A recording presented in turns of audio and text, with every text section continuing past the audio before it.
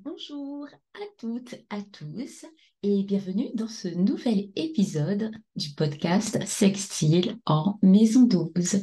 Cette semaine, nous abordons tout ce qui touche à la psyché, à nos émotions, à tout ce qui se passe dans notre cerveau. Et la thématique à l'honneur, c'est la colère.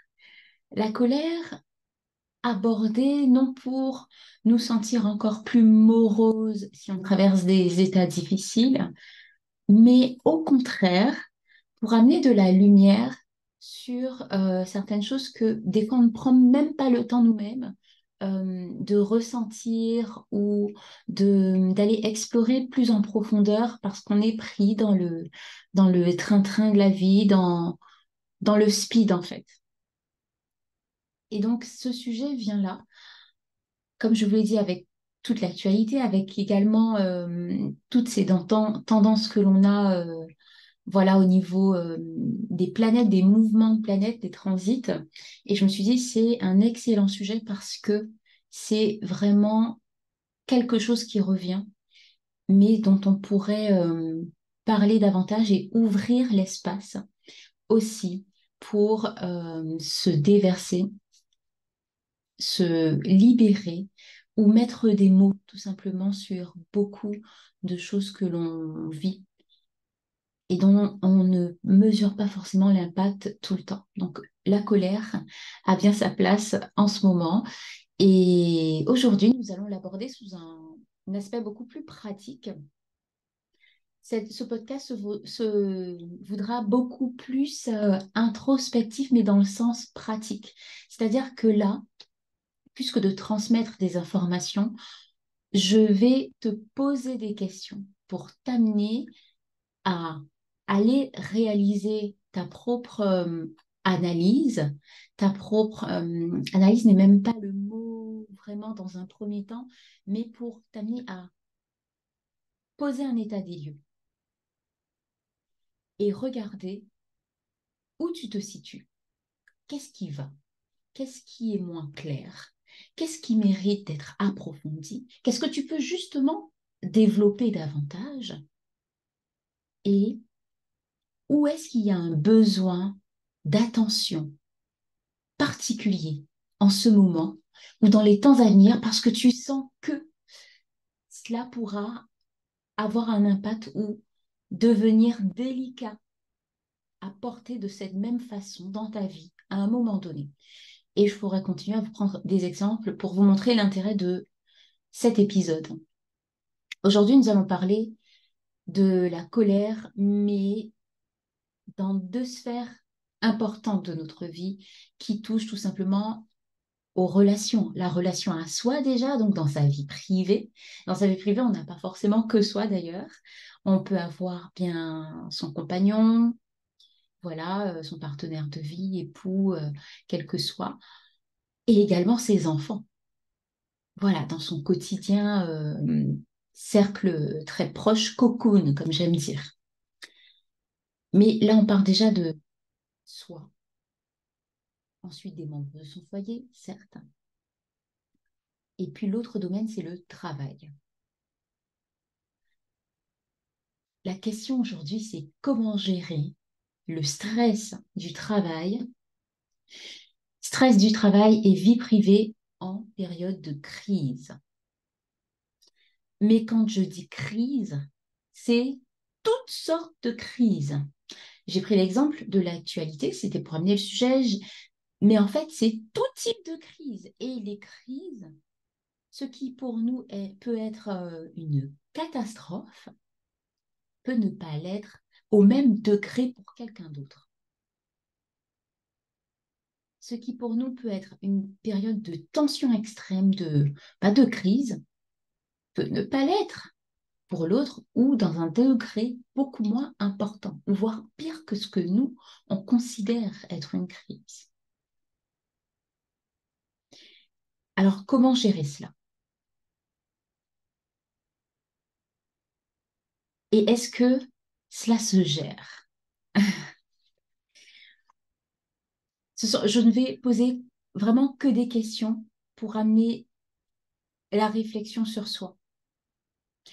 Parce que des fois, on a beau avoir plein de conseils, plein de prises de position, plein d'avis, que ce soit de professionnels ou non, plein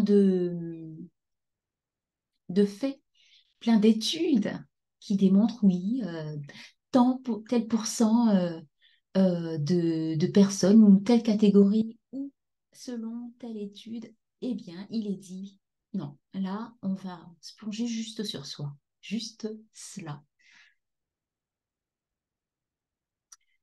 Eh bien, pour commencer à répondre à cette question, on va aller dans le plat. J'ai remarqué d'ailleurs que je dis beaucoup ça dans mes débuts de podcast, mais en fait, j'introduis assez longuement. Là, je crois qu'on va y aller assez directement. En fait, le corps, en période de crise, en période où il y a une espèce d'explosion, où on sent que c'est trop, que c'est vraiment trop, le corps, à ce moment de crise, on va garder ce mot, l'esprit, l'âme, donc ces trois états de nous, ces trois dimensions de nous, corps, esprit, âme, à ce moment de crise,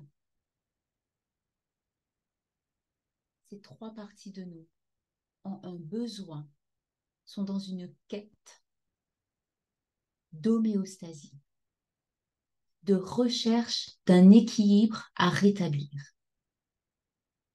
Avant même de savoir comment gérer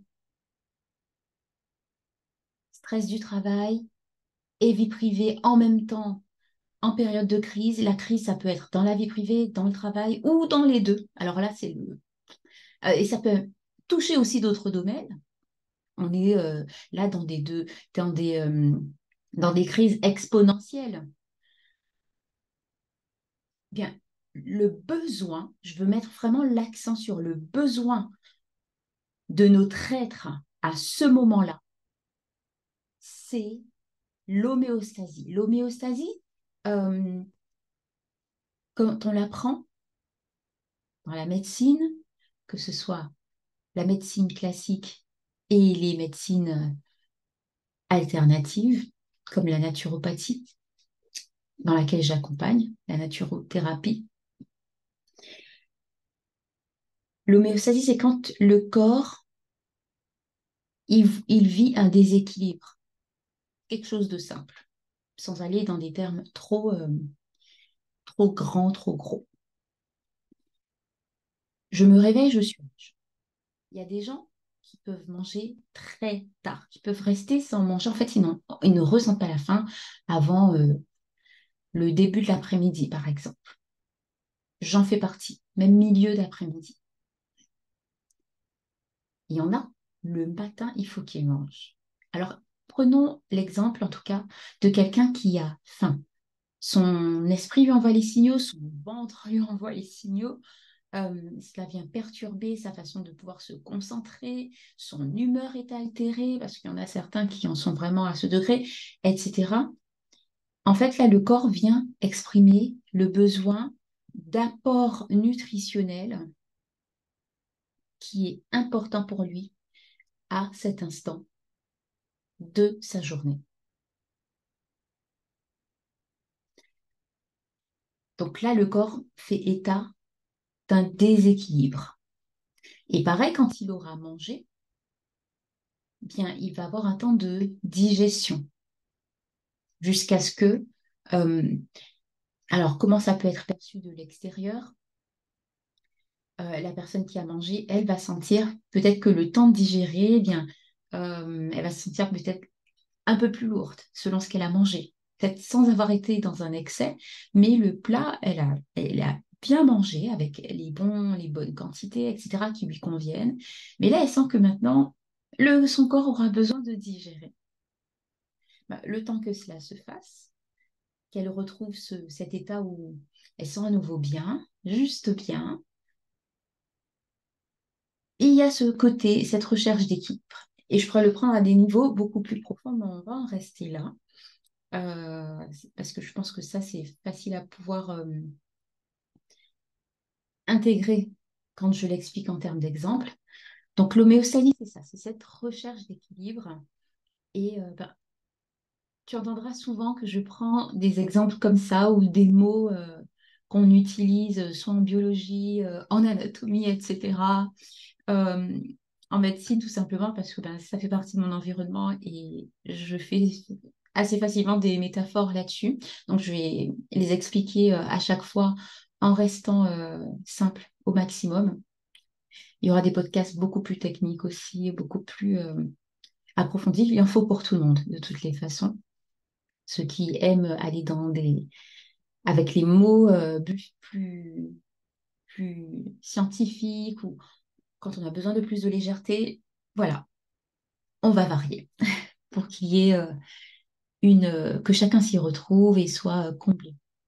Donc, le corps a, dans ces trois dimensions, corps, esprit, âme, l'être plutôt, a besoin de cela, de se retrouver l'équilibre en fait. Dans une crise, il a besoin de ça. Et ça, c'est important déjà de bien le garder en tête au moment de la crise, parce que quand on est dans des états où on est en trop-plein, on peut oublier de se connecter à son être, oublier de se connecter à son corps, donc faire taire les signaux, les tout premiers signaux que l'on ressent. Ça peut être une fatigue, ça peut être un épuisement mental, ça peut être le besoin de juste se retrouver, mais en fait, on va continuer à vivre la vie comme on la vit déjà, parce que ben, les jours s'enchaînent tout simplement et que on n'a pas le temps, n'est-ce pas? Hein. J'allais le dire, c'est faut le sortir parce que ce sont les phrases qui ressortent le plus souvent. J'ai pas le temps, mais tu comprends, ça va vite. Euh, à peine réveillée que j'enchaîne, à peine sortie du travail que voilà, j'ai telle chose qui m'attend, ou j'ai pas le temps pour moi. Enfin, le temps est un facteur important dans la crise. On a besoin de retrouver l'équilibre. J'ai insisté là-dessus pour vraiment intégrer ce besoin qui peut être oublié. Et à partir de là, dans cette dynamique de quête d'équilibre, il convient de considérer les secteurs de nos vies qui sont touchés. En l'occurrence, ici, on parle de deux secteurs majeurs de la vie que nous allons mettre en lumière, c'est la vie professionnelle et la vie privée. Nous allons ensuite considérer chacun de ces secteurs et on va commencer tout de suite. La vie professionnelle, elle, comment donc amener cette gestion de crise et gérer sa vie professionnelle, même si tout se passe bien au travail, imaginons. Comment gérer sa crise personnelle ou dans un autre secteur de sa vie alors que je suis en crise. Là, on parle, alors ça peut être pour les personnes où tout va bien au travail, mais aussi et surtout ici pour les personnes qui vivent déjà des situations de tension au travail, plus dans leur vie privée. Donc, comment je vais faire pour gérer? Dans ma vie professionnelle, je vais me poser ces questions. On est là aujourd'hui dans l'introspection pratique. Feuille, stylo, tout ce que tu peux avoir avec toi. Et on y va. Je vais te demander d'identifier les facteurs de stress qu'il y a dans ta vie professionnelle. Qu'est-ce qui fait que tu te sens pas suffisamment épanoui, qu'il y a un déséquilibre au niveau professionnel? Quels sont les facteurs de stress? Quels sont les facteurs de tension? Quels sont les facteurs où tu sens qu'il y a une limite qui est franchie et là, ben, du coup, tu rentres dans un déséquilibre? Qu'est-ce qui déclenche ces facteurs de tension, de stress, de trop? Comment tu vis ces tensions? Quel est ton degré de tolérance à l'inconfort, aux tensions, au stress, aux crises? Là, je vais te demander maintenant d'identifier la façon dont ton corps reçoit, accumule et supporte ces moments d'inconfort, de tension, de crise, de stress. Tu peux mettre en pause à chaque fois que, voilà, je te parle pour noter ces différentes choses à analyser. Alors, je reprends avant d'aller sur les autres points. Identifie les facteurs de stress, les facteurs de tension dans ta vie pro. Qu'est-ce qui déclenche ces facteurs de tension? Comment tu vis ces facteurs de tension? Quel est ton degré de tolérance à l'inconfort, aux tensions? Identifie maintenant la façon dont ton corps reçoit, accumule et supporte les tensions. Définis maintenant ton échelle de supportabilité entre 0 et 10, par exemple, de tension, de crise. Et quels sont tes don't, ça veut dire les non négociables, les choses que où là vraiment, c'est non négociable que tu supportes et que tu tolères ce type de tension ou ce degré de tension. Quels sont tes non négociables? Où là tu dis stop. Maintenant, si ce n'est déjà fait, définis les choix que tu ferais ou que tu feras au cas où tes don't, tes non négociables sont franchis. Quels sont les choix que tu feras dans le cas où tes non négociables sont franchis et comment déjà préparer le terrain de la solution de dégagement face aux don't. Ce dernier point, il est important. C'est-à-dire que tu as analysé tout ça. Tu vois, qu'est-ce qui déclenche cela? Qu'est-ce qui fait que tu ressens que là, c'est pas fluide là, dans cet aspect de ta vie? Qu'est-ce qui les déclenche? Comment tu le vis? Comment tu le tolères? Tu vas identifier dans ton corps comment ben, tu le vis aussi. Comment ton corps il le traduit? Est-ce qu'il y a des mots? Est-ce qu'il y a des sensations? En dehors du travail, au travail, les différences un petit peu, les rapports que tu as avec l'autre au travail, les choix que tu feras ou que tu ferais si c'est trop difficile de te dire je vais les faire, mais qu'est-ce que je ferais? Au moins. Euh, Qu'est-ce qui est non négociable? Même si tu as déjà accepté ces dentes, mais qu'est-ce qui, pour toi, normalement, dans tes normes à toi, est non négociable, que tu ne veux pas qu'il soit franchi? Et si c'est déjà franchi, ben c'est intéressant de voir que ça, c'est un non négociable pour toi, normalement. Ça, c'est quelque chose que tu ne voulais pas avoir à vivre, avoir à tolérer. Et pourtant, tu te retrouves là-dedans. Puis si ce n'est pas le cas, ben, c'est de voir, là, je délimite un périmètre avec les, les intouchables, où là, on sera en zone d'alerte maximale si ça vient à toucher cela et comment je vais y réagir. Et c'est important, quand on fait toute cette analyse, toute cette introspection, d'aller voir quelle est la solution, quelles sont les solutions pour se dégager de ces facteurs, de ces déclencheurs et de ces tensions. Quelles sont les solutions que je mettrai en place, jusqu'où je peux aller pour dire stop à une situation qui ne me convient pas.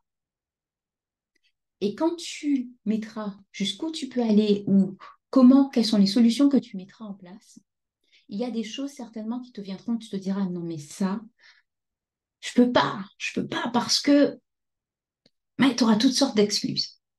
Et ça là, je sais pas si ce sera bien vu, j'ai jamais fait ça. Pourtant là, moi je te demande pas toutes ces excuses que tu vas t'inventer. Je te demande juste qu'est-ce qui, jusqu'où tu pourrais aller si vraiment tu ne tenais compte de rien d'autre d'extérieur, mis à part ce qui ramènerait cet état de paix en toi, mais de paix véritable, et qui stopperait une crise, qu'est-ce que tu ferais pour cesser la crise? C'est de te permettre et de t'autoriser à penser aussi loin.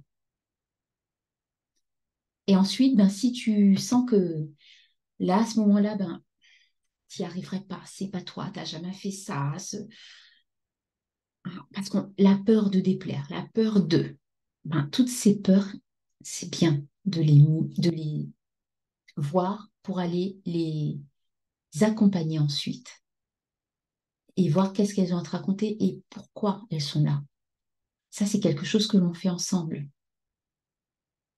Toutes ces questions, je peux les préparer et venir me voir ensuite, me dire, Lise Caravi, là, on va aller plus loin. On va aller plus loin et on va le faire ensemble de voir comment, comment je peux faire. J'ai ça que j'aimerais, mais là, j'y arrive pas. Les ressources, elles sont en toi. Je ne vais rien t'apporter qui n'est déjà à l'intérieur de toi, à part t'expliquer les mécanismes quand toi, tu les auras mis en lumière, parce que les questions font que on les met en lumière, on peut aller encore plus loin dans ce que je te présente comme interrogation, introspection ici, mais on va encore plus loin en séance ensemble. Passons à ta vie privée maintenant. Dans ta vie privée, c'est gestion de crise. Je vais te demander de lister toutes les situations, tous les facteurs générateurs de trop-plein dans ta vie actuelle. Quels sont les trop-pleins présentement dans ta vie, les trop-pleins majeurs? Première étape. Là, quand je te pose la question, il y a sûrement des choses où je te dis, ah, il y a ça, je vois ça là c'est trop. Là, c'est, ou même, je parle de trop plein, mais de crise carrément. Là, ouf, je sens que je n'en peux plus, ou je vais exploser, ou ça va péter au bout d'un moment. Et toutes ces phrases, ce n'est pas forcément que tu vas faire du mal à autrui, mais c'est déjà toi. Comment, il y a déjà cette violence que tu ressens en toi.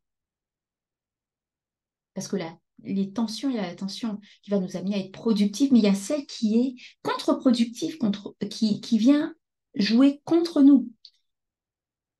Maintenant, identifie tous les facteurs mineurs de trop-plein. Alors, quand je dis tous, on s'entend. Il y en a peut-être que tu ne verras pas, il y en a des fois dont on n'est même pas conscient. Ça, c'est important de le garder à l'esprit. Maintenant, note ce qui te vient et les facteurs qui sont là ou qui sont moyens jusqu'à mineurs.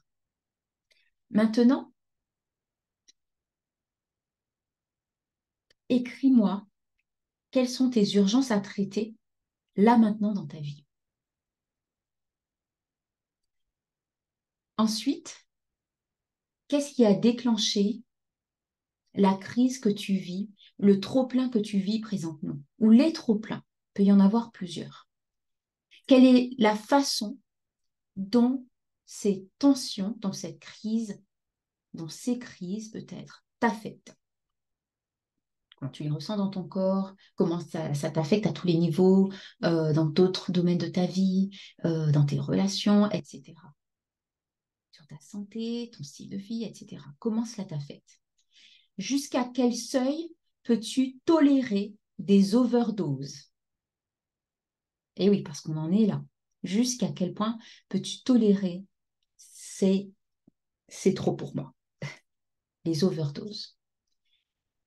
Maintenant, liste-moi les limites que tu souhaiterais mettre en place. Et quand je te dis souhaiterais, sache que c'est vers ces limites que tu iras, que tu vas travailler à les mettre en place.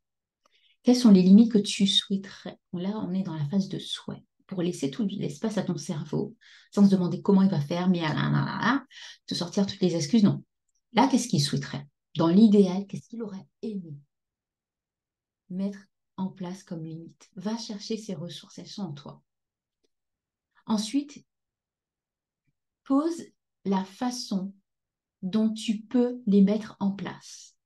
là maintenant, qu'est-ce que tu peux mettre en place dans ta vie face à ces overdoses, dans ta vie privée? Et puis, analyse les limites que tu n'arrives pas à mettre en place pour l'instant. Et écoute bien ce qui va suivre. Déjà, analyse les limites que tu n'arrives pas à mettre en place. C'est-à-dire, on a tous d'entrée de jeu. Même si on n'en est pas conscient, il y a des choses où on se dit, là, j'aimerais faire ça, mais je n'arrive pas. Je n'arrive vraiment pas. Par exemple, je sais que mon corps, il ne tient plus à une certaine heure de la journée. Et pourtant, je n'arrive pas à aller me coucher tôt. Ça peut être quoi? Euh, je sais que je ne devrais pas rester aussi longtemps au téléphone, mais pourtant, je le fais et je me retrouve à chaque fois à ne pas pouvoir faire ce que je devrais. Et tous les jours, par exemple, j'ai l'appel de X personnes de mon entourage, de ma famille, etc. Voilà, les exemples sont nombreux.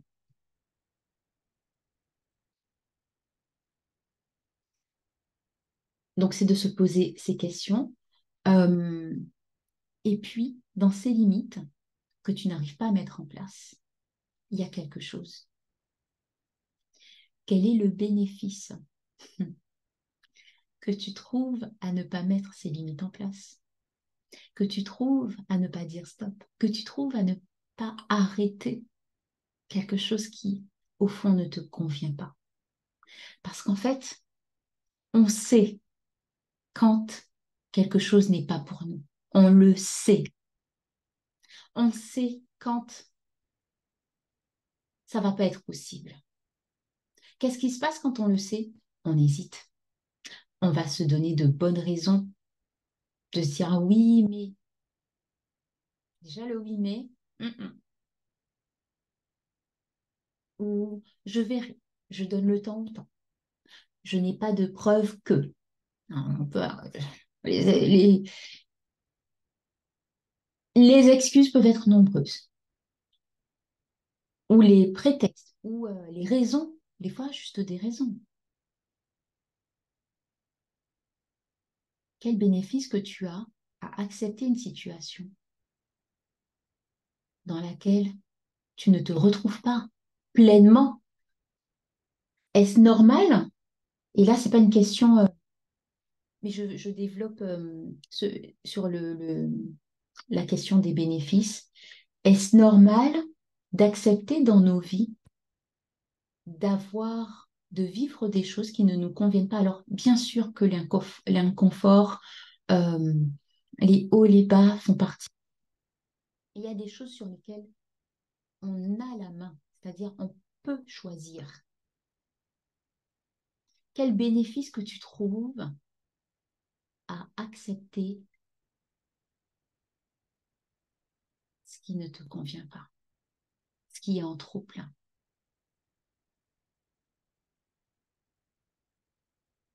Pourquoi tu le fais? Quelles sont tes attentes derrière? Quelles sont les peurs derrière? Quels sont les besoins derrière? Comment tu exprimes tout cela? Jusqu'à quand tu vas tolérer cela? Mettre une date à tout cela, c'est important également. Très, très important.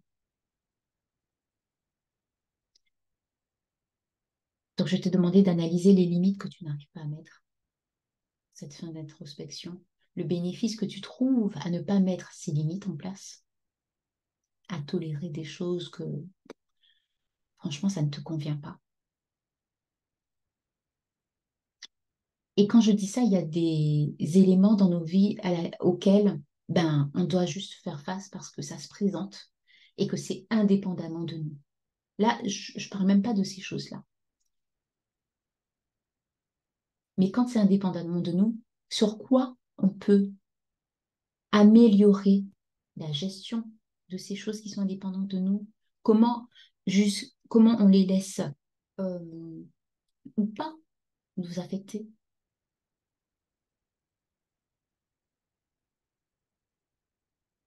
Il y a toujours une façon de retrouver ses possibilités personnelles, son pouvoir personnel. Et je dis pas ça avec la dynamique de ce qu'on entend dans les discours en développement personnel ou New Age. Non, non. C'est pouvoir personnel, ce sont mes possibilités, mes capacités personnelles, les ressources que j'ai à m'apporter, parce qu'on en a tous.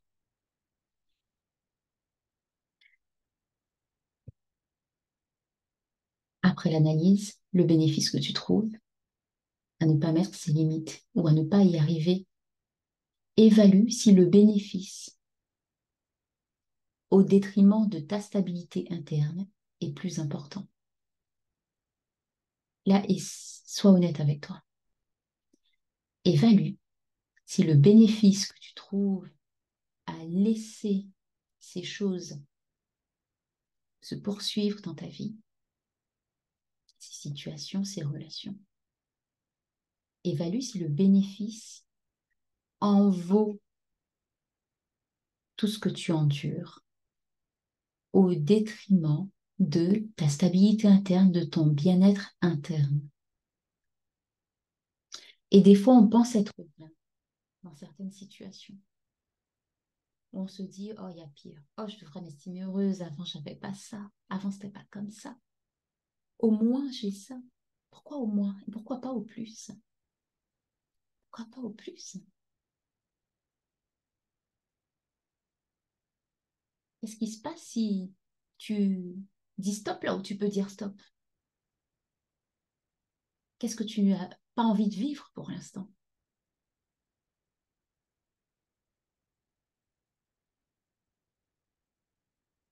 Ce sont les questions. Donc, je résume pour la vie privée. Liste toutes les situations, les facteurs qui génèrent ces trop-pleins. Actuellement, dans ta vie, ces trop-pleins majeurs, ces trop-pleins moyens, mineurs aussi. Liste les urgences à traiter. Parce que dans tout ça, dans cette crise, il y a des urgences. Il faudra les prendre en considération. Liste ce qui a déclenché cet état de trop-plein de crise, la façon dont les tensions actuelles t'affectent dans ta vie privée, jusqu'à quel seuil tu peux tolérer les overdoses, liste les limites que tu souhaites mettre en place, pose la façon dont tu peux mettre en place ces limites, établis vraiment le process, analyse les limites que tu n'arrives pas à mettre en place pour l'instant et le bénéfice que tu trouves à ne pas mettre en place ces limites. Évalue si le bénéfice au détriment de ta stabilité interne est plus important. Pourquoi? Mais avant tout, dans toutes ces vies-là, il y a l'être humain que tu es. Rappelons-nous que notre être cherche l'homéostasie. J'ai vraiment commencé là-dessus. Il recherche cela, cet équilibre, cette harmonie intérieure. Ainsi, au-delà de tous ces questionnements, il s'agit de te demander, et là je vais encore plus loin, c'est comme si je te dis, ouais, je t'ai dit tout ça, mais en fait, là, est-ce que là, ton besoin, c'est l'homéostasie. Alors voilà ce qu'il s'agit de te demander. Au-delà de toutes ces crises, sachant que ton besoin, c'est la paix, c'est l'harmonie, c'est le bien-être intérieur. De quelle façon je prends soin de moi? Autre question. Qu'est-ce que je peux faire pour venir créer de l'espace pour me déposer loin de tout cela? Troisième question. Comment je peux réguler mon système interne au niveau nerveux, au niveau corporel, émotionnel?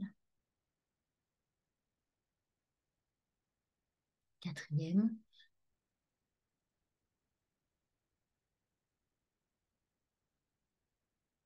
comment dire? Et pour mettre en place toutes les réponses qui vont ressortir de ces 3 questions. Pour cela, tu auras besoin de revoir ou de trouver ou de créer la disponibilité dans ton agenda.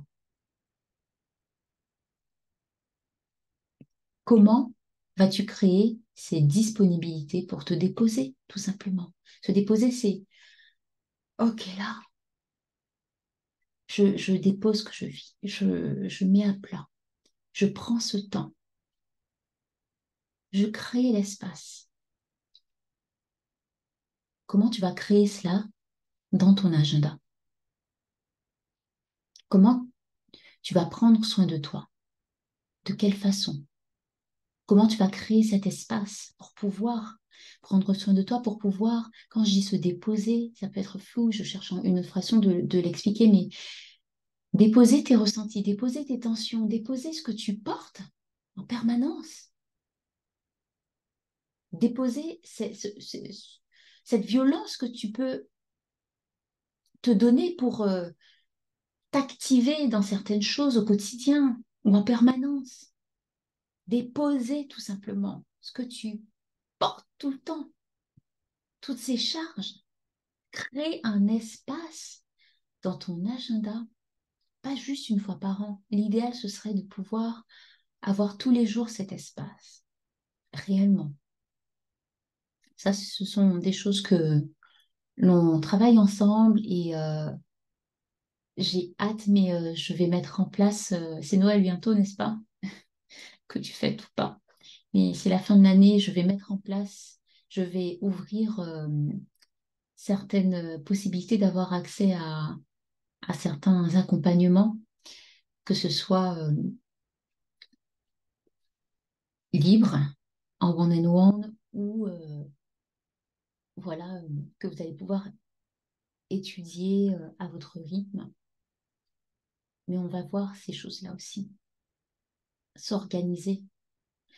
Et c'est quand je dis tout ça, franchement, c'est parce que je sais ce que c'est que de passer par là. On passe tous de toutes les façons par là. On sait tous ce que c'est, ces tensions, ces overdoses dans des endroits de notre vie.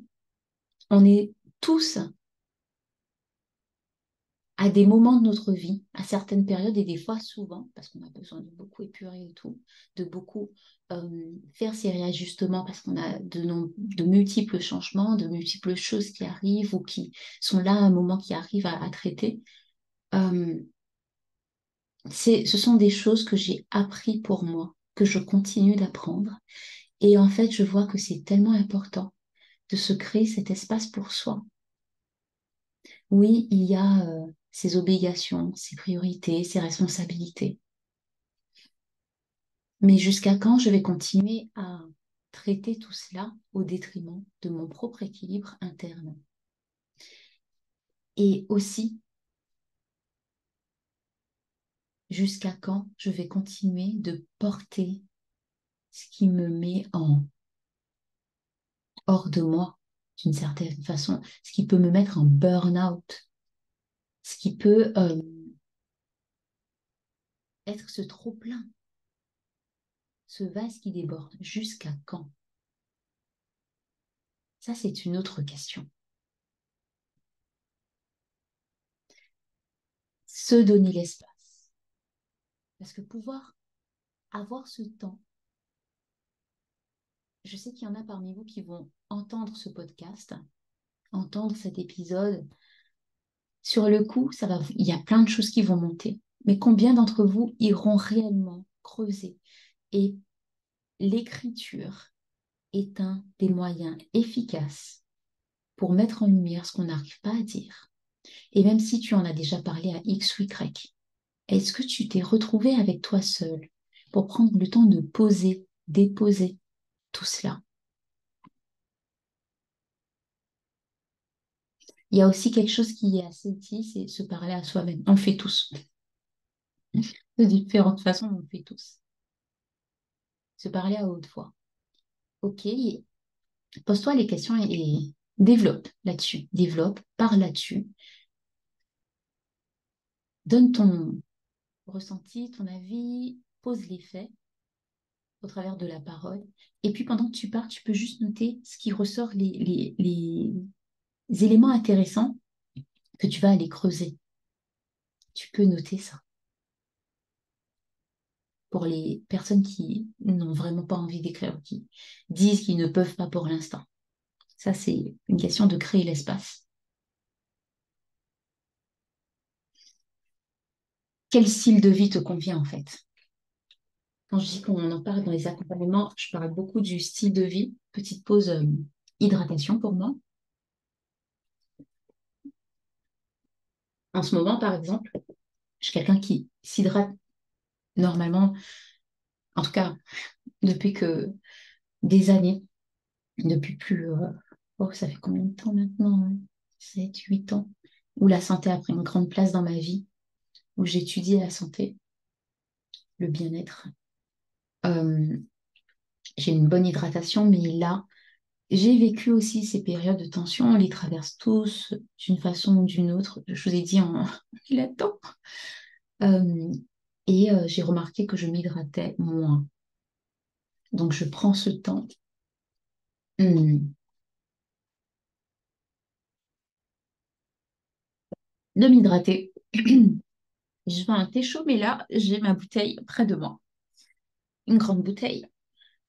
Donc vraiment, dépose-toi dans cette... Trouve cet espace pour toi. Et le temps que je vais pouvoir créer pour me retrouver, déposer mes émotions, mes mots, mon corps, ce temps est vital. Il est vital pour amener la clarté mentale, il est vital pour régénérer ses forces, il est vital pour trouver du plaisir dans au moins une chose et qui nous fait du bien. Il est vital pour se reconnecter à ses désirs et sa vision profonde. Il est vital pour décider d'une planification smart avec un objectif précis, droit au but, dans le temps, atteignable, mesurable. Ce temps est utile pour tout cela. J'espère,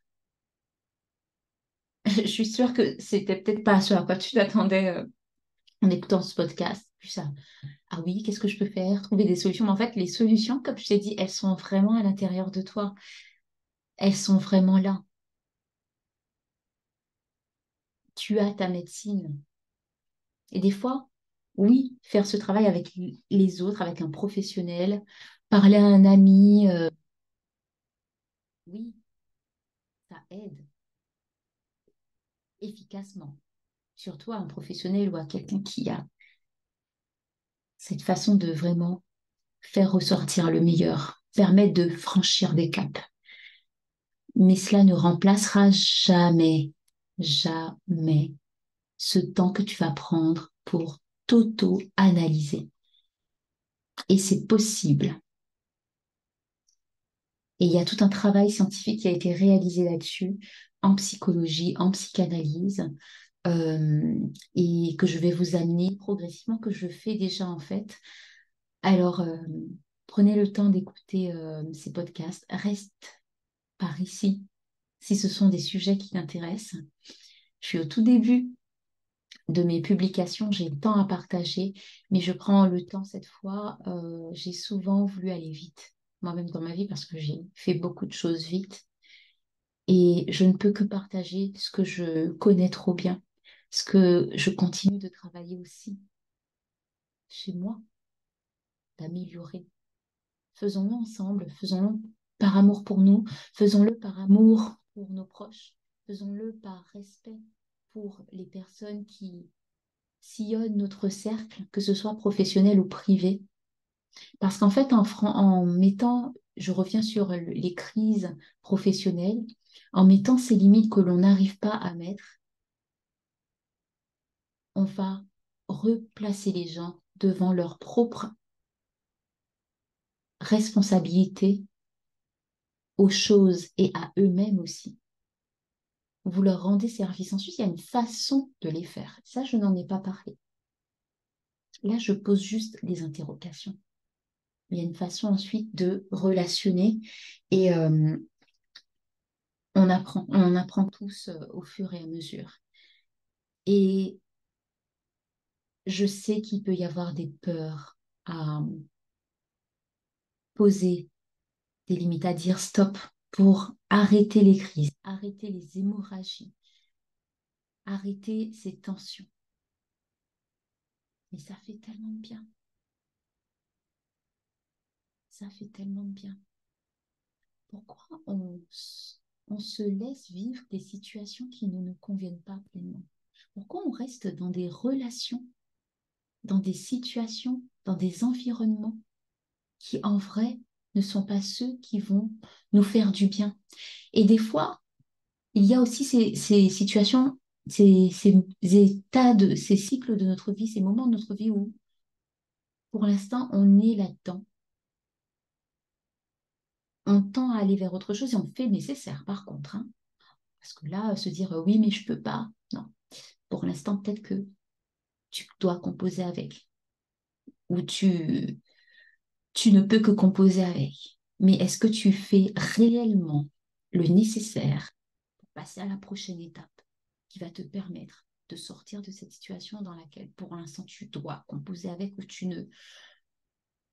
composes avec? C'est quoi le plan après? Qu'est-ce que tu as prévu? Qu'est-ce que tu entrevois? Qu'est-ce que tu poses comme action pour aller vers ce mieux?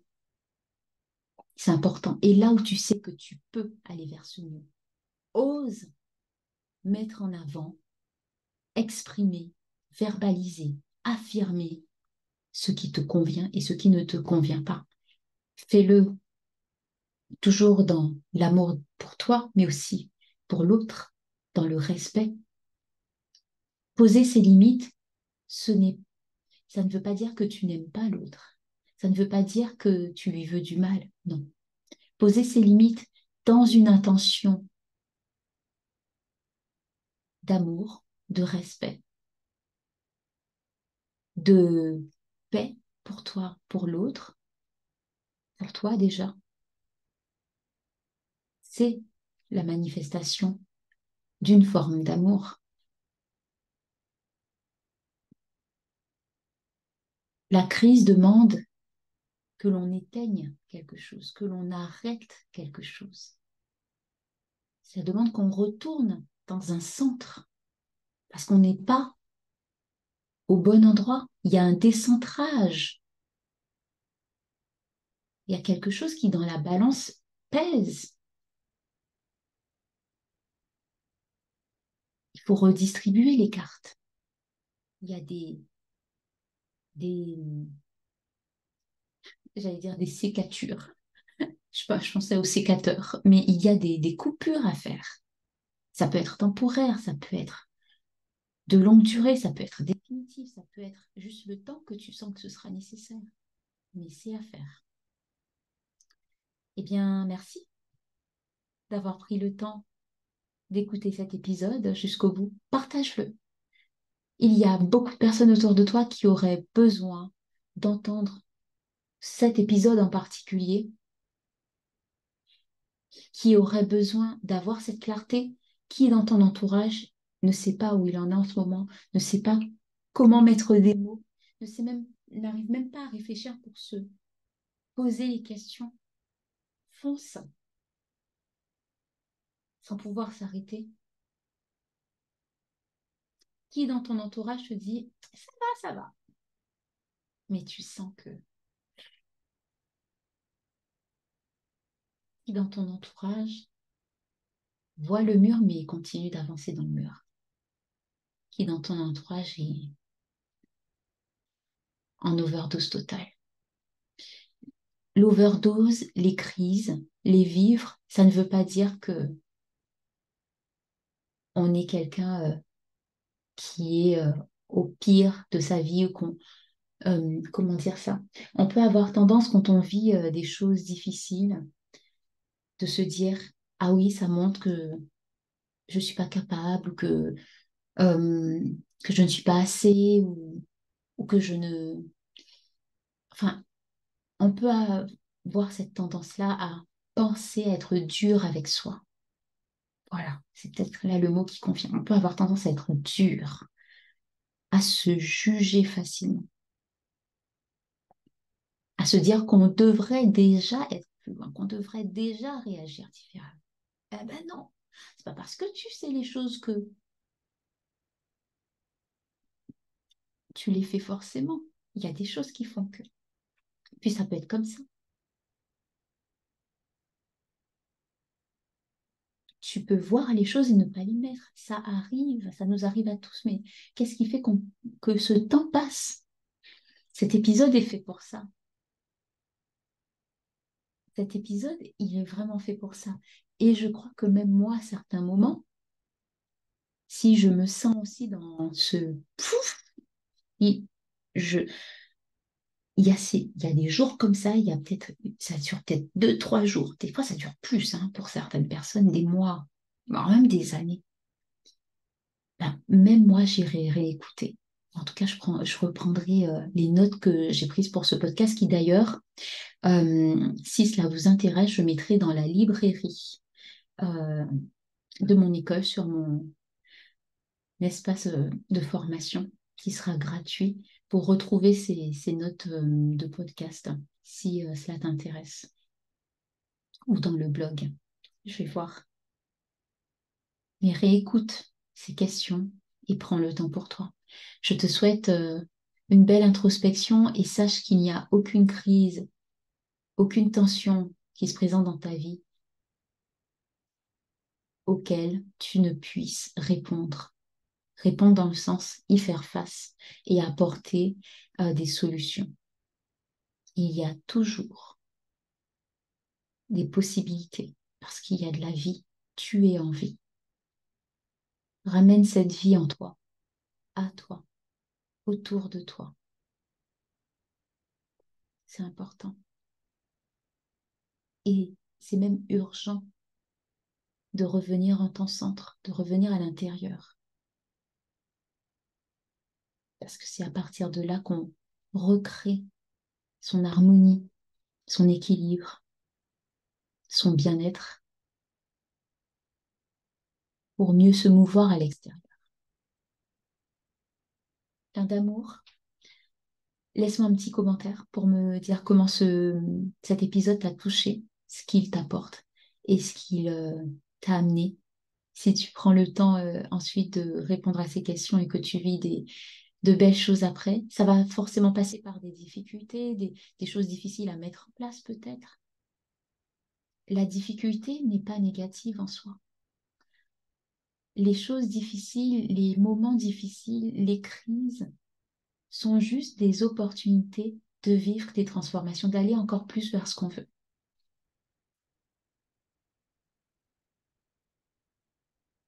Et s'accorder de vivre ces transformations, c'est important. C'est important. Derrière la transformation, il y a une renaissance. Il y a une renaissance parce qu'il y a quelque chose qui meurt. Aimez les morts. Aimez ce qui prend fin dans votre vie parce que ça laisse place à de la nouveauté. C'est le printemps. Il y a des bourgeons. La vie revient. Et en termes de mort et renaissance, vous êtes franchement au bon endroit. Et ça, c'est la vibration du scorpion. C'est la vibration du scorpion, c'est la vibration de celui qui amène le progrès. C'est celle que j'amène dans mes accompagnements. Savoir passer de l'état de crise à celle de renaissance. Parce que c'est ce que la vie me permet d'expérimenter le mieux et au travers duquel je grandis, et ce n'est pas pour rien. C'est au travers de cela que j'accompagne et que je vois de tellement belles transformations parce que je fais le job pour moi. Et j'aime ces périodes de crise. J'aime ces inconforts parce que ça me fait grandir énormément. Je te souhaite la même chose. À bientôt au prochain épisode sur la thématique de la colère dans une autre facette.